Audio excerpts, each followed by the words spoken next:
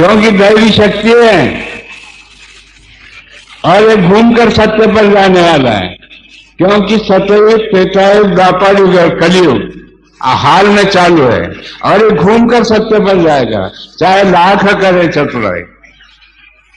हे मानव, आप लाख चतुराई करो, सत्य खड़ा हो गया है।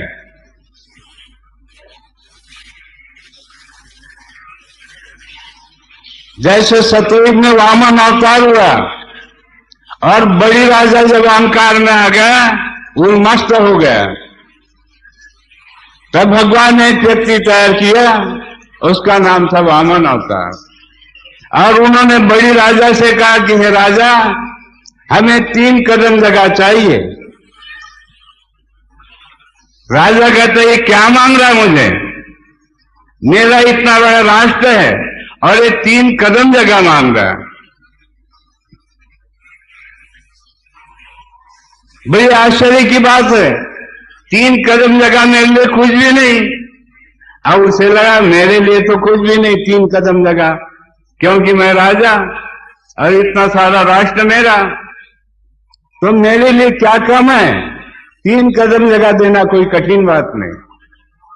शब्द छोटा सा है, सत्य, मर्यादा, प्रेम, 3 ही कदम है। ये ना समझे इस मार्ग के लोग कि ये कदम और कोई है। ये कदम वही सतयुग के हैं। जिस राजा बड़ी को अहंकार में आ गया, उन्मस्त हो गया, तो भगवान को लगा कि ये तो उन्मस्त हो गया, अब इसे नीचे दबाना चाहिए।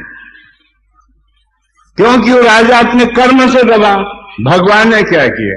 यदि राजा मानवता से व्यवहार करता तो ये समस्या उस पर नहीं आती।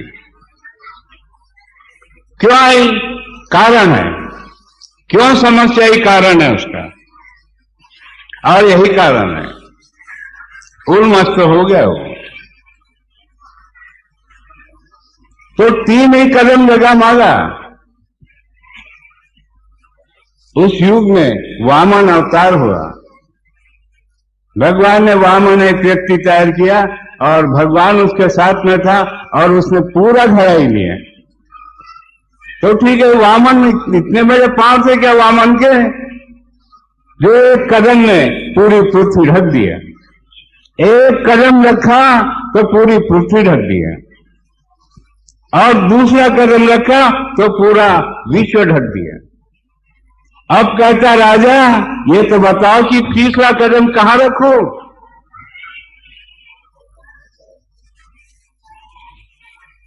तब राजा ने कहा,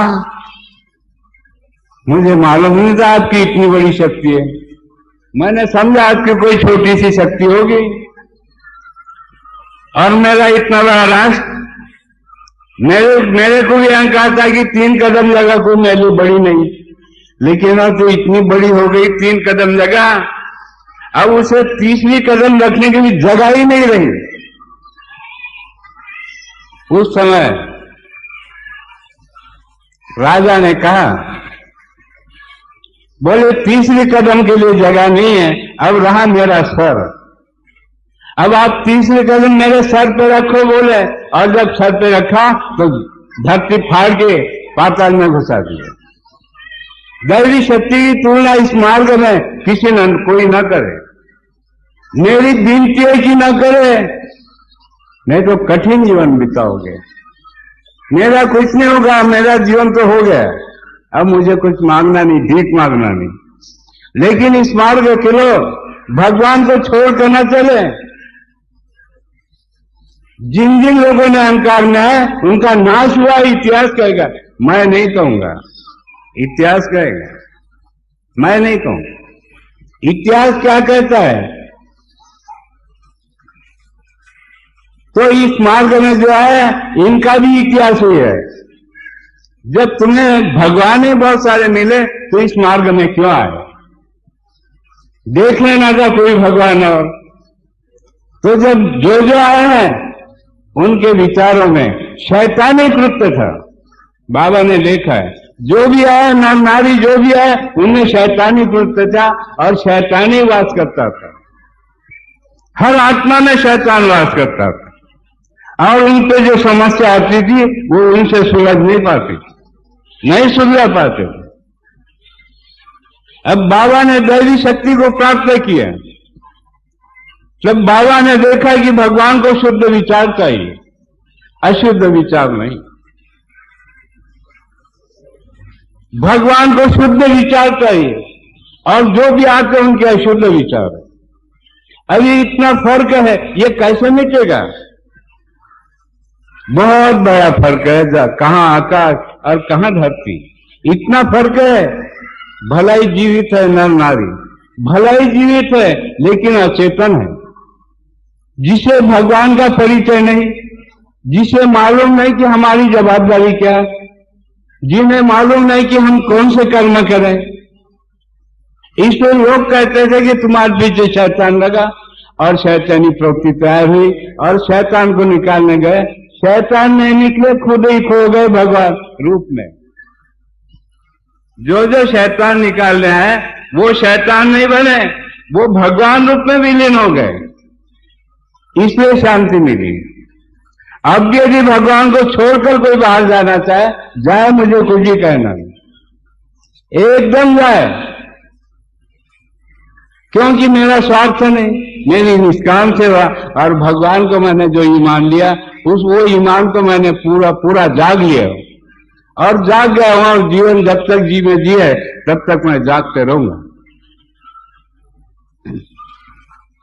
क्योंकि घड़ी हुई है जब हम भगवान की विनती किए, और उसके पहले जो समस्या थी जीवन में वही घड़ी है।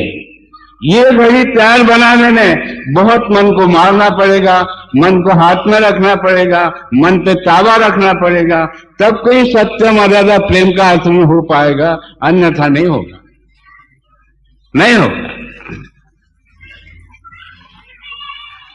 तो हमने प्रेरणा इन्हीं 3 शब्दों में दी है। जिस समय पहले शुरू में जब बाबा ने फोटो दिया, तब गंगाराम रंभार करके था, उसे पहले फोटो दिया। जब भगवान के ऊपर दृष्टि जिसकी होती है, भगवान की दृष्टि उस पर होती है, वो व्यक्ति पर होती है।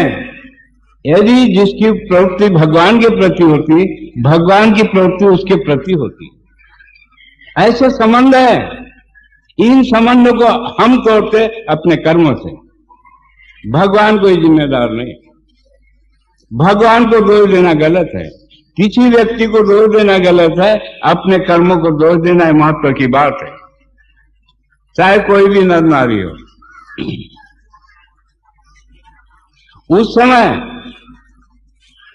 गंगाराम जी ने कहा, उनका सोनार गुरुजी था, एक सोनार था, वो गुरु था, उनको मंत्र दिया था, और इनके आंख में शैतान आता तो वो नहीं निकलता था।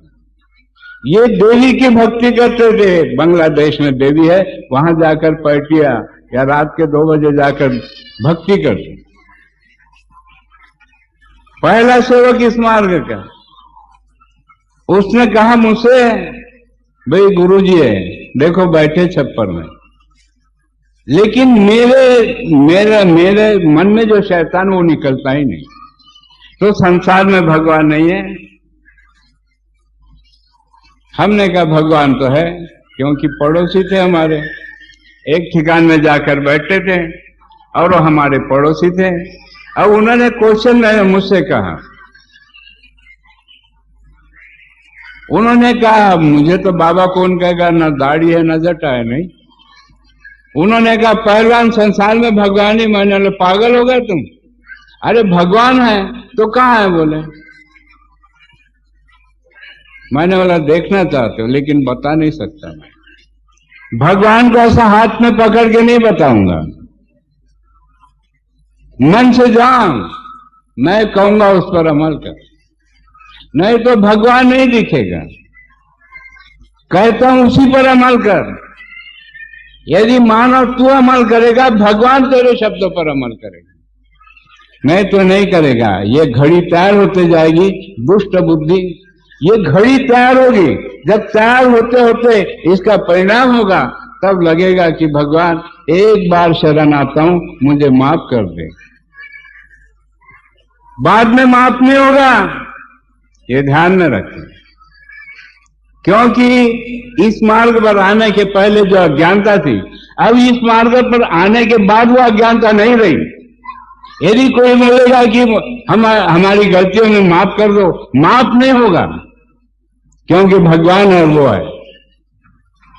मैंने मेरे नाम की जोत नहीं जलवाई, किसी सेवक से मेरे नाम की जोत जलाओ ये नहीं कहा मैंने भगवान के नाम की जोत जलाने के लिए कहा। और उन्होंने बाबा के शब्द पर अमल किया और भगवान ने उन्हें शांति दिया।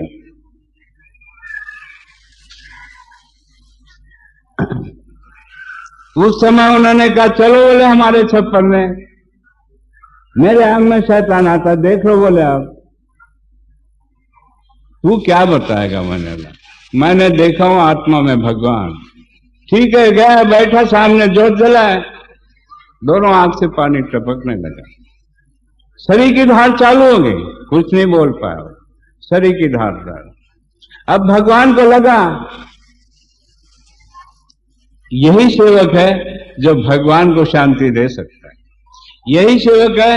उसके आंख में उसे लगता है कि शैतान है, लेकिन उसे लगता है कि ये मुझे जानता है, भगवान हूं मैं, और ये मूर्ख मुझे शैतान कहता है। तो उसे जब शांति मिली तब आंख से पानी डालने लगा, अगदी शांत। उस दिन से उसके आंख में शैतान नहीं आया। तो शैतान कौन था? वो कौन था? भगवान था। अब ये अनाड़ी दुनिया,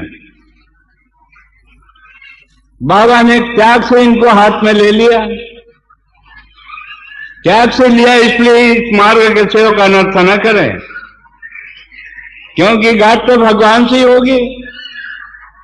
हम आज है कल नहीं, हम कब तक किसी के जीवन में साथ देंगे? कोई किसी को साथ नहीं देगा। आखिर पेवन तो ही भगवान ही तुम्हें साथ देगा। यदि भगवान को छोड़कर जाओगे तो कहीं ठिकान नहीं मिलेगा, कहीं नहीं मिलेगा ठिकान। क्योंकि इसका उदाहरण है, हमारे पूर्वज थे, वो यादव महाराज के शिष्य थे।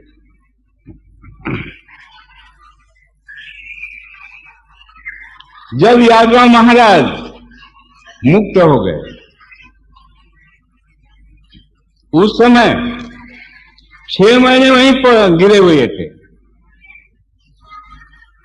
उन्होंने सोचा मैं गुरु, मैं यादव महाराज, मैं गुरु। 6 महीने हो गए तब भी मुझे मुक्ति नहीं।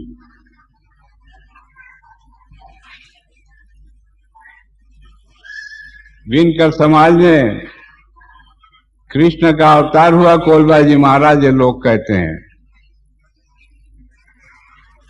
अब जब मुक्ति मिली नहीं तो वो कृष्ण जी कहां गए? अरे पाया और खोया। हे मानव, तूने पाया और खोया, इसलिए तू जिम्मेदार है और कोई नहीं। कौन जिम्मेदार? पाने वाला ही खोएगा और खोने वाला पाएगा, और पाने वाला खोएगा। कहीं कहीं तो भी रोलिंग घूमते रहेगा, नहीं घूमते रहेगा, चक्र घूमते ही रहेगा। तो ठीक है, मेरा डिसीजन है, मेरा निर्णय है कि मैं जीवन में भगवान नहीं छोड़ूंगा, चाहे मर मिट जाऊंगा। ये मेरा डिसीजन है। और भगवान जहां जहां तू दिखेगा वहां मैं प्रेम ही करूंगा, मैं बेईमानी नहीं करूंगा। क्योंकि मुझे ये बहुत बड़ा भाग्य है कि जीवन मिला। अब मुझे मुक्ति चाहिए, मुझे दर्द ठोकर खानी नहीं या लख 84 भोगना नहीं। क्योंकि लख 84 भोग है, चाहे वो संत हो या महंत हो। जहां मोह माया अहंकार है वहां भोग है। और बाबा त्यागी, इसलिए भोग नहीं है, इसलिए मुक्ति है। बाबा त्यागी है, भोगी नहीं। इसलिए जो मुक्ति है वो भोगने के अधिकारी है। जहां मुक्ति है वो भोगने के बाबा अधिकारी है। ये धन को भोगने के अधिकारी नहीं, धन नहीं भोगता। मैं क्या भोगने आया हूं? मैं भगवान के पास मुक्ति मांगने आया हूं, इसलिए भगवान की हर आत्मा में सेवा करता हूं और भगवान को प्रसन्न रखता हूं कि भगवान मुझे मुक्त कर, एक समय तो जाना है, एक समय मुझे छोड़ना है, मुझे मुक्त कर। यदि तूने अपने पास नहीं अपनाया तो मैं कहां कहां घूमते रहूंगा, लक्ष्य चौरासी घूमने के बाद भी कर्म भोग में आकर गिर जाऊंगा। लेकिन आज तो मुझे लगता है, आज ये लगता है मुझे भगवान में हम विलीन हो गए, मुक्ति के बाद भगवान में विलीन हो गए। जैसे हमारे पीछे के लोग भगवान में विलीन हो गए, वैसे हम भी भगवान में विलीन हो जाएंगे, मुक्त हो जाएंगे। हम यादव महाराज जैसे पड़े थे वैसे नहीं पड़े रहेंगे। जानते समाज के लोग यादव महाराज को जानते, क्योंकि हमने देखा है उन्हें।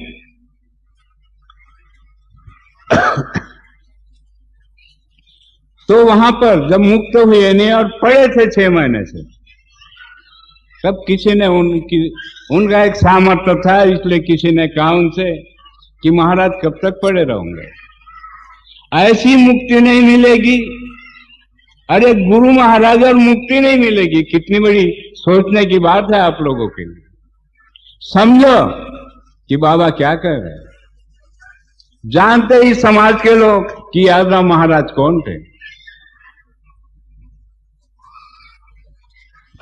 और उनकी खिस्सा ऐसी है, उन्हें किसी ने बताया कि महाराज आप ऐसे पड़े हो, 6 महीने हो गए, आपको ऐसी मुक्ति नहीं मिलेगी, तो मुझे क्या करना होगा। गुरु महाराज कहते, किसी से कहते कि मुझे क्या करना होगा। बोले नागपुर में टीमकी में बाबा जुमदेव जी है और वो सही त्यागी है, उनके दर्शन करोगे तो मुक्त हो जाओगे। किसी ने कहा उनके दर्शन से मुक्त हो जाओगे, किसी ने उनसे कहा। इसलिए हमारे भाभी के ख्वाब में आए ख्वाब। अब वो उसे पहचानती थी, मैं भी जानता था। यादव महाराज समाज के एक बहुत बड़े व्यक्ति हो गए, लेकिन घटना देखो तो इस मार्ग के लोगों को बहुत बड़ा समझने की मौका है कि इस मार्ग के लोग समझे। मेरा उद्देश्य और कुछ नहीं, समझेगा वही उमजेगा।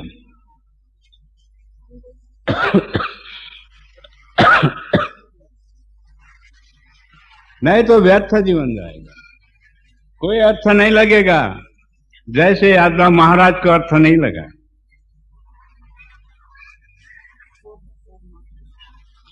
ये भगवान ने जो घटनाएं हमारे सामने लाई है वो कुछ सिखाने के लिए लाई। समय के अनुसार हम मार्गदर्शन करते हैं। तो यादव महाराज हमारे भाभी के ख्वाब में आए और वो कहने लगे,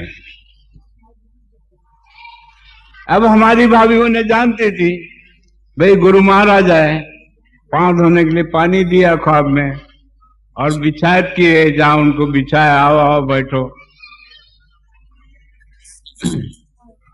उन्होंने कहा कि मैं बैठने के लिए नहीं आया, तो कैसे आया?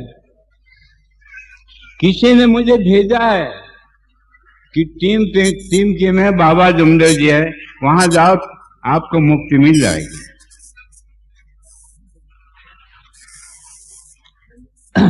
तो बोले आपके परिवार में ऐसा कौन व्यक्ति है जो बहुत बड़ा त्यागी है? तो बोले है हमारा देवर है। बोले वो सही त्यागी है? बोले हाँ, एक ही भगवान को मानते और त्यागी है। बोले तो उन्हीं का नाम बताया। बोले कि वही मुझे मुक्त कर सकते हैं। कौन कहता है? यादव महाराज। जरा गरीबदास इसका गीत बनाओ, आप इसका गीत बनाओ। यादव महाराज को किसने मुक्ति दिया? और यदि कोई शिष्य में शक्ति है तो जा भगवान से पूछे, कहना उनके शिष्यों में यदि शक्ति है तो भगवान से जाकर पूछे।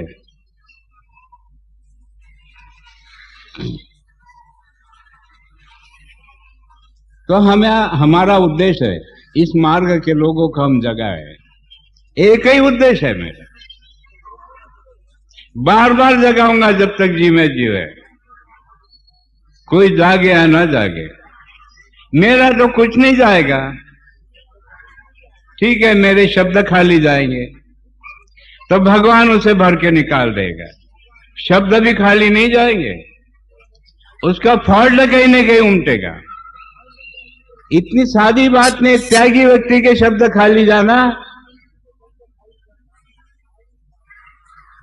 खाली जाना।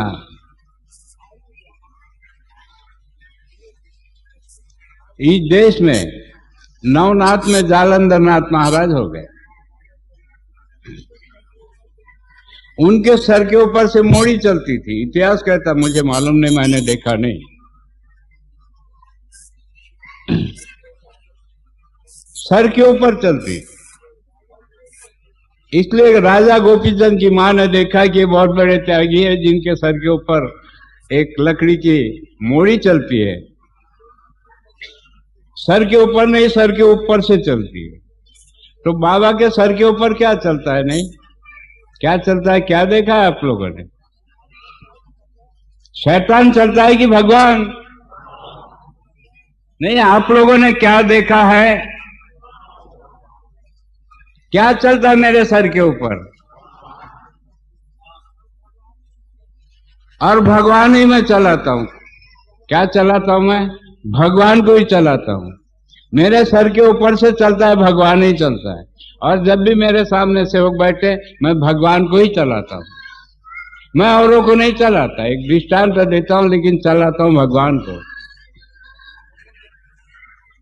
और वो जब तक जी में जी तो वो चलते ही रहेगा मेरे साथ। अब आप लोगों के साथ में चलता है या नहीं मुझे नहीं मालूम, आप बताओ ना, चलता है या नहीं? देखो आवाज नहीं निकलता। कैसा कहूं मैं पहाड़ बाबू, मैं कैसे कहूं कि इनके साथ में चलता है वो?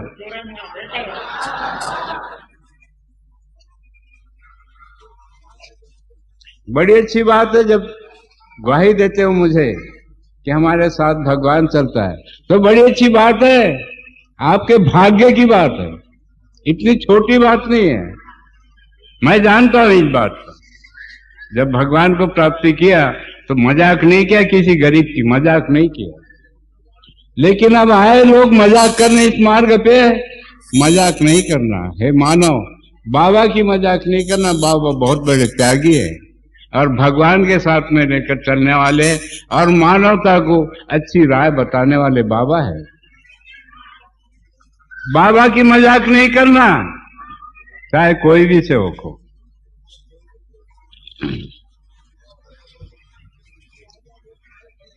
तो राजा गोपीचंद की मां ने कहा, एक चपरासी से कि उस महात्मा को बुला कर लाओ। उन्होंने राजमहल में बुलाया उस महात्मा को। उनका नाम था जालंधर नाथ महाराज। उन्हें बुलाया उन्होंने और उनके शरण गई और कहने लगी कि महात्मा जी, मुझे आप गुरु मंत्र दो। उन्होंने वहां मुक्काम किया, उसे गुरु मंत्र दिया। तो प्रथा थी कान में मंत्र देने की, नहीं? आप लोगों ने देखा ही होगा कि गुरु महाराज आए वो पर्दा लगाकर कान में मंत्र देते थे, नहीं? और मैंने किसी के कान में मंत्र नहीं दिया। मेरा तो भगवान ओपन है, नहीं? कोई भी पकड़ ले, नहीं? ऐसा ओपन है। तो उस समय उन्होंने मंत्र दिया।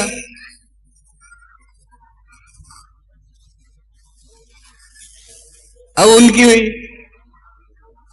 बहुत सारी राजा गोपीचंद की पत्नियां थी, बहुत सारी थी। इतिहास कहता, मैं देखा नहीं, लेकिन सुना हूं, इतिहास में लिखा है, मैंने सुना हूं और इसलिए आपके सामने वो गा रहा हूं। उस समय किसी बाई ने राजा गोपीचंद को कहा कि तुम्हारी मां ऐसी और वैसी। ये तो नॉर्मल भाषा ही देश की, कोई नई भाषा नहीं, बहुत पुरानी भाषा नहीं। ऐसी और वैसी कहने की बहुत पुरानी भाषा है, लेकिन शायद अब इस मार्ग पर बदल गए लोग, ये भाषा नहीं कहते।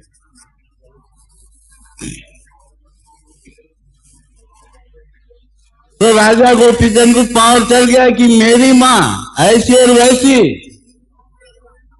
कौन है वो गुरुजी? अब वो तपस्वी बैठे, ध्यानस्थ बैठे, उनको पकड़ा राजा गोपीचंद ने और लीड में डाल दिया, कुएं में ले जाकर डाल दिया उन्हें। आवेश में आकर मनुष्य क्या नहीं करता, अरे बाप रे बाप, कुछ भी करता है और उसके प्रायश्चित कुछ भी लेता है। ये इतिहास में है, मैंने देखा नहीं, लेकिन इतिहास कहेगा। नवनाथ का इतिहास में आपको दिखेगा। तो उन्होंने उन्हें लीड में डाल दिया। अब इधर उनका कानिपचांद एक शिष्य था और उस समय मच्छिंद्रनाथ थे, यानी एक जोड़ी के दो थे, एक जालंधरनाथ और एक मच्छिंद्रनाथ, और उनके शिष्य कानिपनाथ और गोरखनाथ। ये दोनों के दो शिष्य थे। ये चलते चलते रास्ते में दोनों की गांठ गिरी। जब दोनों की गांठ गिरी, एक दूसरे से प्रश्न उत्तर करने लगे। ये तोल रहा उसकी शक्ति और वो तोल रहा इसकी शक्ति।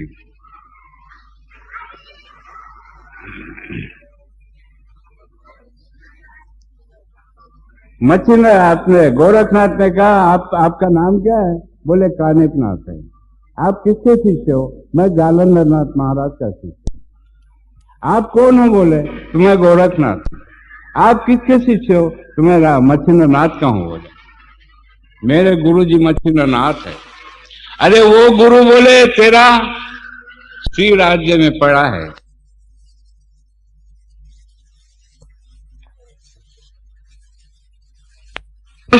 उसको परिचय दिया कि तेरा गुरु वहां सड़ रहा। क्या कहता है? तेरा गुरु वहां सड़ रहा स्त्री राज्य में। अब उस पर बारी आई, उसने सुन लिया, फिर उसने इसके गुरु की निकाला। एक दूसरे के गुरु की निकालना छोटी बात है नहीं, लेकिन शिष्य में शक्ति थी कि उन्होंने अपने गुरु को छुड़ाया है। उनमें शक्ति उस समय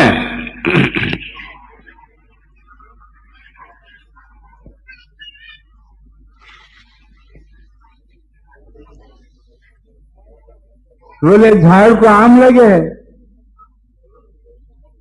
ये नीचे उतार दे। बोले कानिपनाथ कहता गोरखनाथ को, ये नीचे उतार दे। उसने अंगारा मारा, नीचे उतर गया। इस मार्ग में तो अंगारा मारते, शैतान को उतार देते नहीं। अब उस मार्ग से और इस मार्ग से फर्क क्या है? सांप का जहर उतार देते नहीं। क्या उतारते? सांप का जहर उतार। अभी कल ही एक परिवार आया था तारसा से, उस भाई को यहां सांप ने काटा। 7 बार उसे ये आई, डांट आई जिसे कहते हैं, और सेवकों ने तीरथ दिया और गुरुजी ने भगवान से विनती की कि अब डांट बंद करो, अब नहीं डांट आने को ना बाबा। और तीरथ दिया, वो डांट बंद हो। तो भगवान सेवक की मानता है नहीं, लेकिन सेवक की बाई नहीं मानती हो। ये इतिहास है, पारिवारिक इतिहास है नहीं। हो सकता है सब में कम ज्यादा होगा, कम होगा, कहीं ज्यादा होगा, हर परिवार में है मुझे लगता है। एक तो दूसरे हेवी है, ये सभी में मैं हूं नहीं, लेकिन बाबा में वो है, मैं नहीं, वो। और सब में मैं, तो मैं ये नष्ट होने वाली, मैं ये नाश पाने वाली वस्तु, और वो है, इसलिए मुझे शुद्धिकरण है और मैं मानवता से कर्म करूंगा, ये विचार है। तो ऐसी वैचारिक क्रांति इस मार्ग पे है।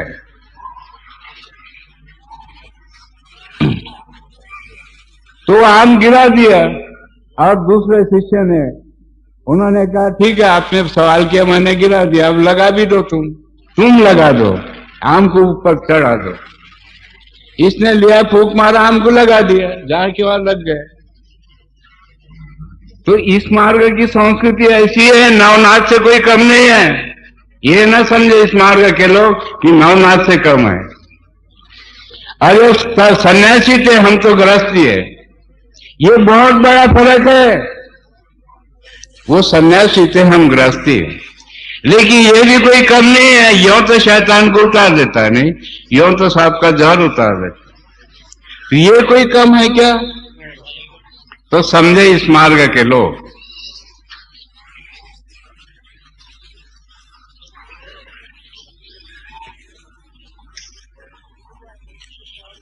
हो गया, दोनों के सवाल पूरे हो गए। वो गया अपने गुरु को ढूंढने।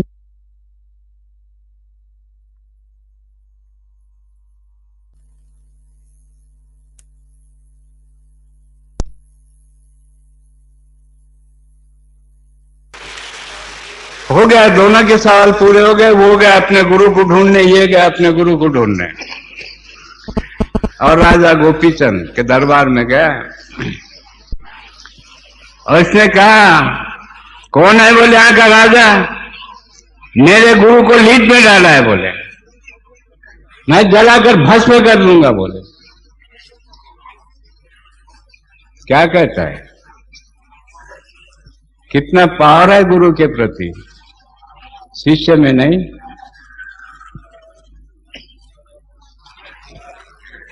अब अपने ध्यान में भलता ही पावर है कर्मचारी को, क्यों? गुरु के प्रति भलता ही पावर है। ये भी देखा है, तो इतिहास कहता है इसके प्रायश्चित क्या। मैं नहीं कहता इतिहास, मैं इसलिए सामने रखा हूं कि देख ले नवनाथ, शास्त्र देख ले और फिर बाबा से बात करे।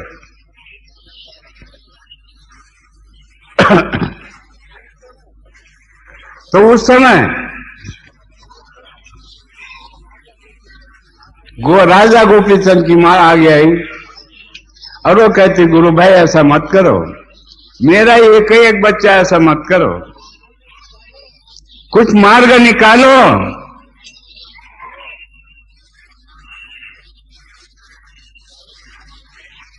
कानिपनाथ से कहने लगी, नहीं बोले, आपके गुरु मेरे भी गुरु है। बोले, मैंने उनका मंत्र स्वीकारा हूं, किसी कारण उन्हें लीड में डाल दिया होगा, लेकिन मेरा एक ही एक बच्चा है, उसे संभाल लो। बोले आप,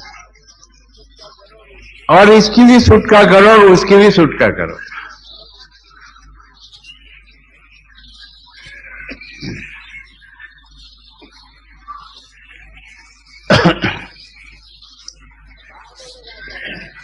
कहा? बोले राजा गोपीचंद,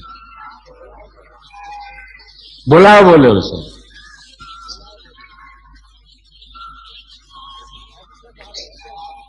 अष्ट धातु के 8 पुतले करवाओ। बोले, मेरे गुरु की अंतकरण से आवाज निकलेगी, जल के भस्म हो जाएगा वो।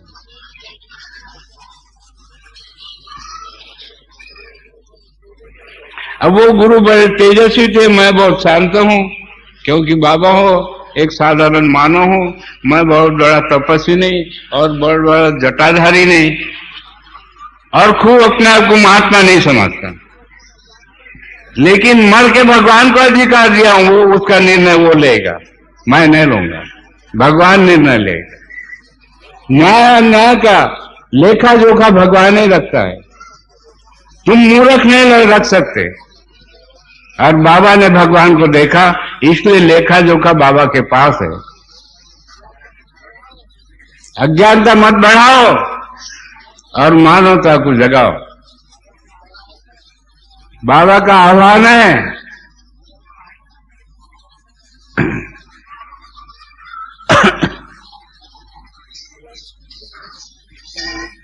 तो राजा गोपीचंद ने कानिपनाथ के कहने पर सारी तैयारी करवाई।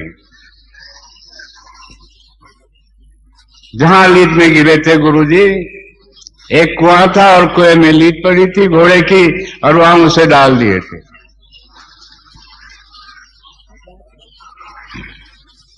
जैसा बाबा का आदेश वैसा उस समय उन जालंधर महाराज का आदेश रहता था, और शिष्य आदेश मांगता था और गुरु आदेश देता था। शिष्य आदेश मांगता था और गुरु आदेश देता था। ये घड़ामोड़ी थी उस समय, ऐसा ही होता था।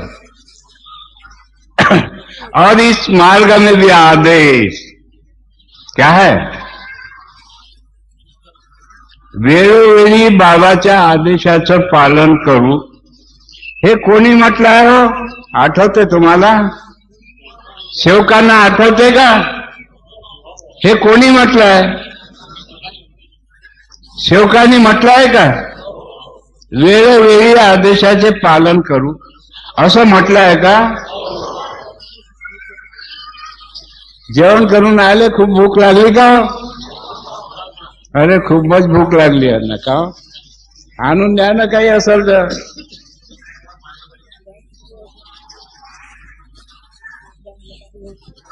आम्हाला इतकं जोरानं ओरडावं लागते, हे ओरडतच नाही बेटे. इतकी यांना कशी भूक लागली माहित नाही का? का नीलकंठ का हसून आले?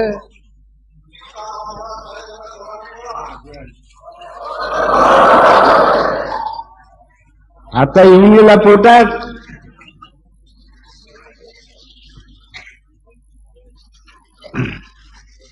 त्यावेळेस कानिपनाथ म्हणते राजा गोपीचंद कि राजा,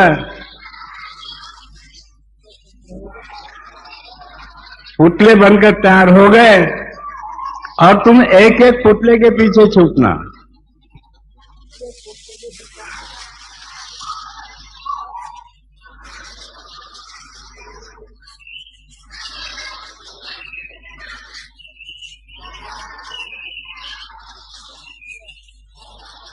उन्होंने समझा दिया और बाद में उन्होंने कहा, गुरुजी आपका कानिपनाथ हाजिर है, आपका आदेश चाहता हूं। मैं आपका आदेश चाहता हूं। शिष्य कहते हैं, गुरुजी आपका आदेश। बोले कहां? बोले राजा गोपीचंद, जल के भस्म हो जाए। बोले एक पुतला खाड़ से जल गया, एक पुतला जल गया, खाड़ से जल गया। ऐसे करके 8 ही पुतले जल गए। और 9वें समय जब कानिपनाथ ने कहा कि गुरुजी आपका कानिपनाथ आपको बुला रहे, गुरुजी आदेश। बोले राजा गोपीचंद जीवित है? तो बोले हाँ जीवित है।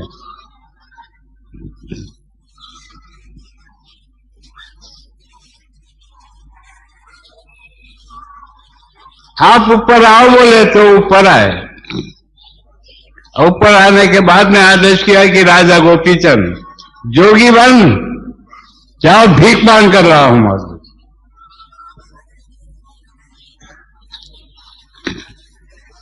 राजा होकर भिखारी बना, किसके आदेश पर? गुरु का आदेश।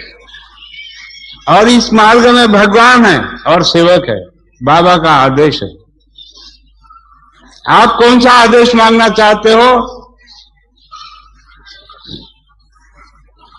न जाने कैसे अज्ञान लोग कुछ भी कर बैठे। अज्ञान लोग है, कुछ भी कर बैठे।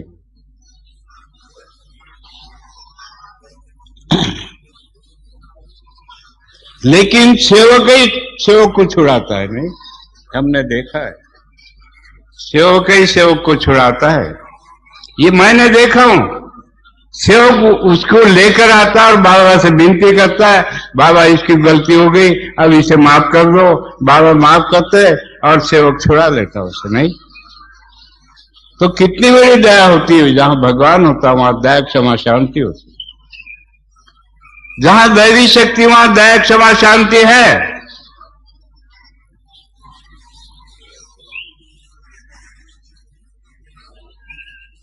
भगवान को जानने वाले ने घृणा नहीं होती, दया से होती। दया के बिना और कुछ नहीं होती। और जो कुछ भी करते हैं वो अपने कर्मों के लिए करते हैं, वो खुद ही उसका फल प्राप्त होता है उनको। जिसका फल उसी को ही प्राप्त होता है, उसके लिए कोई जिम्मेदार नहीं। लेकिन जब भगवान को जान गए, ऐसी समस्या न आए, ऐसी इस मार्ग पर समस्या न है। इतना ही कह के हम 2 शब्द पूरा करेंगे। भगवान भगवान की जय, भगवान बाबा की जय, परमात्मा